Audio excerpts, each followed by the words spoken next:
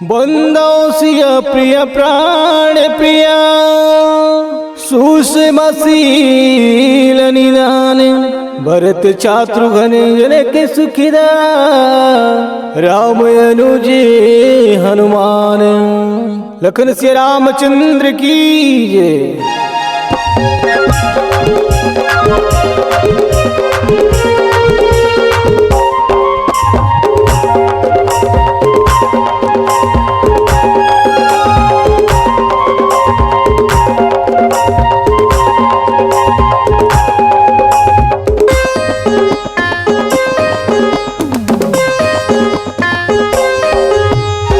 डमरू वाला आवस मत वाला बैठे माँ गौरी तुर धीरे धीरे माँ। ये डमरू वाला आवस मत वाला बैठे माँ गौरी तुर धीरे धीरे माँ। रामे कहानी लगा सुनावे धीरे धीरे ना। सिया रामे कहानी लगा सुना दे धीरे धीरे ना। डमरू वाला आवस मत वाला बैठे माँ गौरी तो धीरे धीरे माँ। ये डमरू वाला आवस मत वाला बैठे माँ गौरी तो धीरे धीरे माँ। रामे कहानी लगा सुना दे धीरे धीरे ना। या रामे कहानी लगा सुना दे धीरे धीरे ना।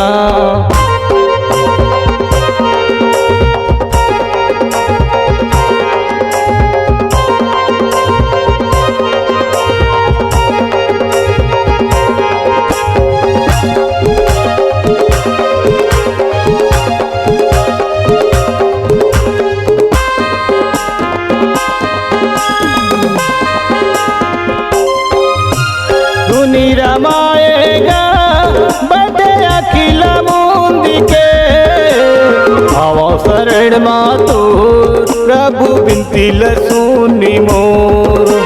भाव शरण मातो प्रभु बिनती लसुनी मोर।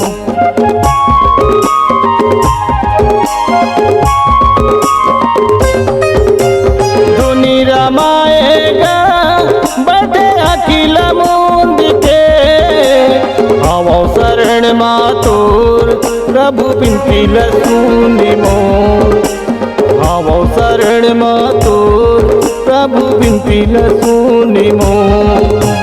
माथे में चंदा जटा में गंगा गंगा हा गिरा थे धीरे धीरे ना। माथे में चंदा जटा में गंगा गंगा हा गिरा थे धीरे धीरे ना। रामे कहानी लगा सुना दे धीरे धीरे ना। सिया रामे कहानी लगा सुना दे धीरे धीरे ना।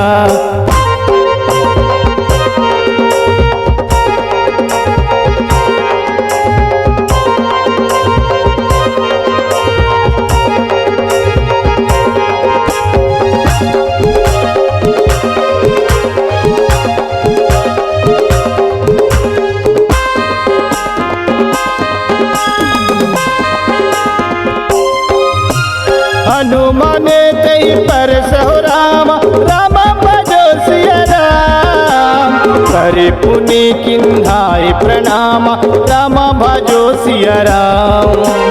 करे पुनि किन्न प्रणाम राम भजो सिया राम।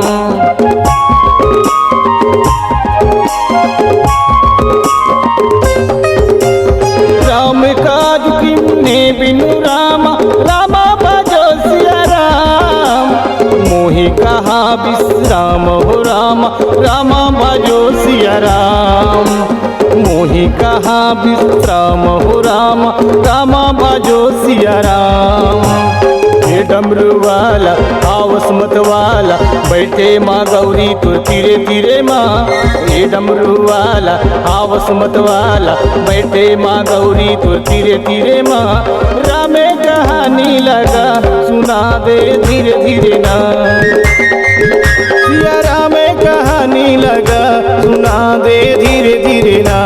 ये डमरू वाला हावस मत वाला बैठे माँ गौरी तुर धीरे धीरे माँ। ये डमरू वाला हावस मत वाला बैठे माँ गौरी तुर धीरे धीरे माँ।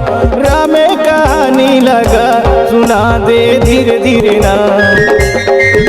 सिया रामे कहानी लगा सुना दे धीरे धीरे ना। सिया रामे कहानी लगा सुना दे धीरे धीरे ना। सिया रामे कहानी लगा सुना दे धीरे धीरे ना। सुना दे धीरे धीरे ना। सुना दे धीरे धीरे ना। सुना दे धीरे धीरे ना। अगर आप अपनी आवाज को एक नया आयाम देना चाहते हैं तो चले आइए मल्टी ट्रैक डिजिटल रिकॉर्डिंग के लिए संपर्क करें HK म्यूजिक कंपनी, कोटा डबरी, चांपा, छत्तीसगढ़। मोबाइल नंबर है 9329238487 और 8085380339।